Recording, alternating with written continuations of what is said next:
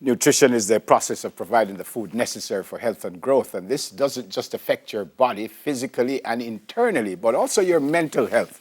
It's a good boost. So to help you get a head start, nutrition coach Shanique Allen is with us this morning. Morning, Shanique. Welcome to Smile Jamaica. It's morning time. How are you? Morning, Neville. Hi, I'm good. All is well? Yeah, good to see you. Yes, good to see you. When did you turn a coach? And who is a nutrition coach? You just tell me what to drink and what to eat and stuff. That's what you do? No, actually, I've been a nutrition coach for quite some time, since 2014, actually.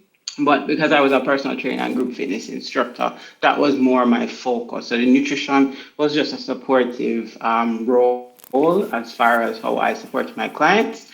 But it was mostly personal training and group fitness instruction. Yeah.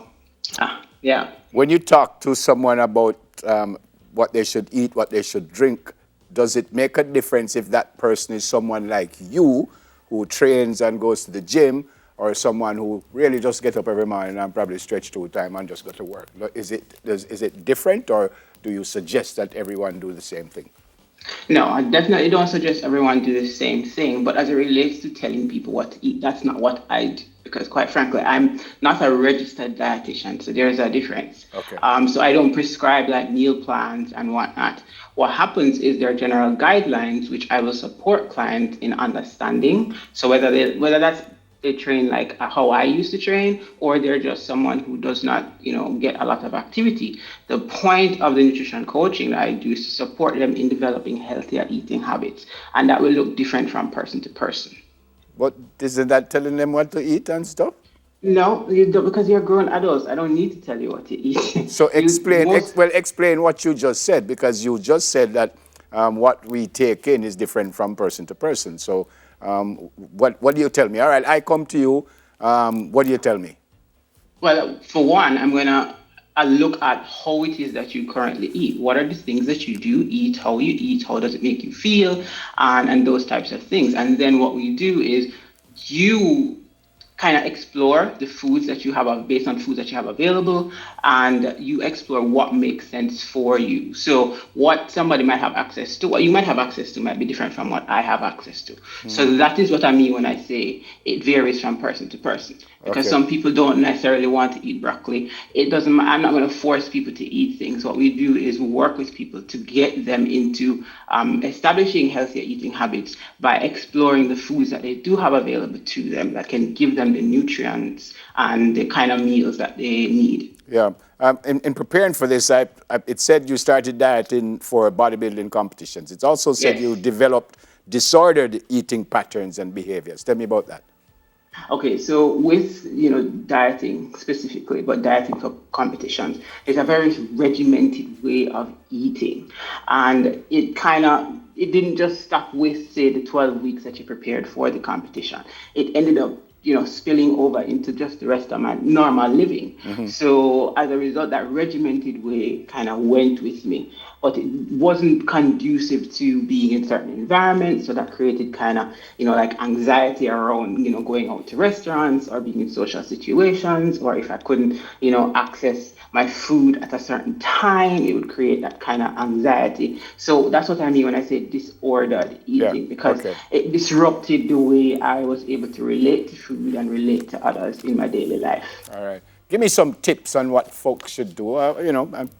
Generic is a good word here. So you're not going to get specific with each person, but give me some tips on how we should really look after ourselves and our body. Well, for one, I wanted to make it clear that I focus mostly now on nutrition mindset, because as I've completely neglected, as far as I'm concerned, when you're talking with clients on how to nourish themselves. It's not just about eating, vegetables and fruit, but we're talking about eating food that nourishes you so you can show up in your life healthy as much as possible.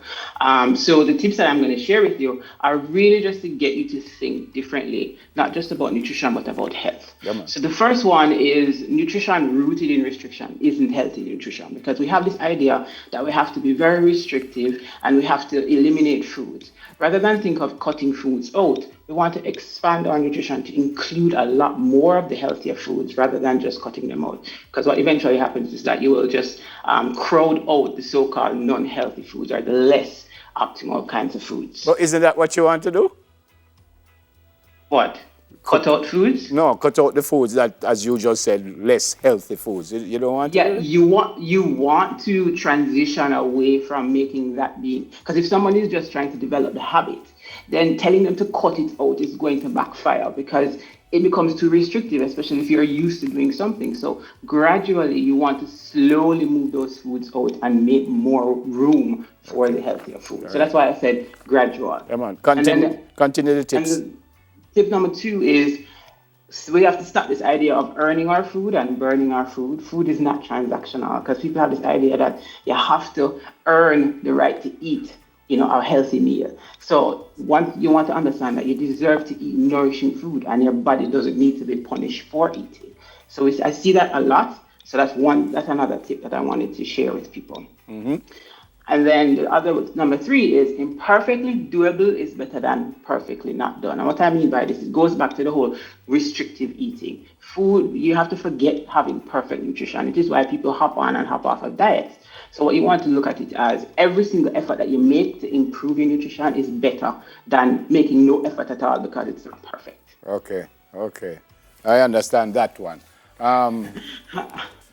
So, give me a day in your life, what you eat. Start with breakfast, and it doesn't have to be specific like what you had yesterday and stuff. But give me a day: breakfast, lunch, and dinner. Well, from all of my meals, regardless of what went in the day, I try to focus on the big basics. So I'm talking protein, fruits and vegetables, healthy starches, and then some healthy fats. So whether that's breakfast, lunch, or dinner, that's the structure of all of my meals as much as I try to make that the structure of my meals as much as possible, focusing on the protein and the produce, which is your fruits and All vegetables. right.